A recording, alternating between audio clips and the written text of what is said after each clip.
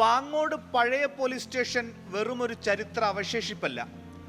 രാജ്യസ്വാതന്ത്ര്യത്തിനായി മുഴങ്ങിയ കാഹളത്തിൽ ചോര ചിന്തിയ ഇടം. സർ CP-യുടെ കിരാത ഭരണത്തിൽ പോലീസുകാർ മനുഷ്യരെ മൃഗീയമായി പീഡിപ്പിച്ചതിന്റെയും വെടിവെച്ച് കൊന്നതിന്റെയും അടയാളങ്ങൾ ഇപ്പോഴുമുണ്ടിവിടെ. തിരുവിതാംകൂറിൽ ആദ്യമായി തൂക്കിലേറ്റപ്പെട്ടവരുടെ ചരിത്രവും വീരസ്മരണകളും അടങ്ങുന്ന ഇന്ത്യൻ സ്വാതന്ത്ര്യ സമരത്തിന്റെ ഭാഗമാണ് പാങ്ങോട് പഴയ പോലീസ് സ്റ്റേഷൻ.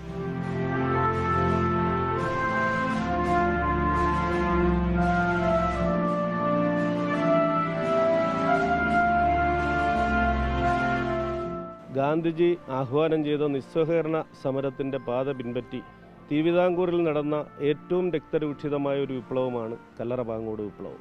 നിരവധി പേരെ തൂക്കിലേറ്റുകയും നിരവധി പേർ പോലീസിൻ്റെ മൃഗീയമായ പീഡനങ്ങൾക്കിരയാവുകയും സ്ത്രീകളെയും കുട്ടികളെയും അടക്കം പോലീസ് പീഡിപ്പിച്ച ചരിത്രമാണ് ഈ പഴയ പോലീസ് സ്റ്റേഷന് പറയാനുള്ളത്.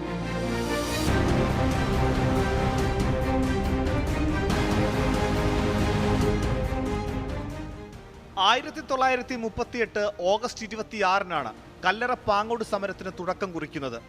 സർ CP-യുടെ നിർദ്ദേശപ്രകാരം അന്യായമായ നികുതി പിരിവിനെതിരെയുള്ള പൊട്ടിത്തെറിയാണ് വിപ്ലവത്തിന് കാരണമായത്. അക്കാലത്ത് നാടെങ്ങും കത്തിപ്പടർന്ന സ്റ്റേറ്റ് കോൺഗ്രസിന്റെ ഉത്തരവാദ ഭരണ പ്രക്ഷോഭത്തിന്റെ കൊടുങ്കാറ്റിൽ കല്ലറ പാങ്ങോട് സമരവും ജ്വലിച്ചു നിന്നു. സമരത്തിൽ സംഘർഷവും പോലീസ് സ്റ്റേഷൻ ആക്രമണവും വെടിവെപ്പുമുണ്ടായി. പാങ്ങോട് പോലീസ് സ്റ്റേഷന് മുന്നിൽ നടന്ന വെടിവെപ്പിൽ 2 പേർ കൊല്ലപ്പെട്ടു. പോലീസ് പിടികൂടിയ സമരഭടന്മാരായ കൊച്ചപ്പിപ്പിള്ളയെ 1940 ഡിസംബർ 17-നും പട്ടാളം കൃഷ്ണനെ 18-നും തൂക്കിലേറ്റി. നിരവധി പേർ പോലീസിന്റെ ക്രൂരമർദ്ദനത്തെ തുടർന്ന് മരണപ്പെട്ടു. ഈ പോലീസ് സ്റ്റേഷൻ ഉപരോധിച്ചു. പോലീസിന് നേരെ തോക്കുൾപ്പെടെയുള്ള ആയുധങ്ങളുമായി കർഷക ജനതയും പോലീസിന് നേരെ വെടിയുതിർത്തപ്പോൾ 2 പോരാളികളെ പോലീസ് ഈ പോലീസ് സ്റ്റേഷൻ്റെ മുന്നിൽ വെടിവെച്ച് കൊല്ലുകയാണ് ഉണ്ടായത്. ആ 2 പോരാളികളെയും ഈ തെങ്ങിൻ്റെ മൂട്ടിലാണ് മറമാടപ്പെട്ടിരിക്കുന്നത്. പോലീസ് സ്റ്റേഷൻ പുരാവസ്തു വകുപ്പ് ഏറ്റെടുക്കുന്നതുമായി ബന്ധപ്പെട്ട പരിശോധനകൾ 4 വർഷം മുൻപ് നടന്നിരുന്നു. എന്നാൽ പിന്നീട് നടപടികളൊന്നും ഉണ്ടായില്ല. ഭൂമിയുടെയും കെട്ടിടത്തിന്റെയും ഉടമസ്ഥാവകാശം ആഭ്യന്തര വകുപ്പിനാണ്.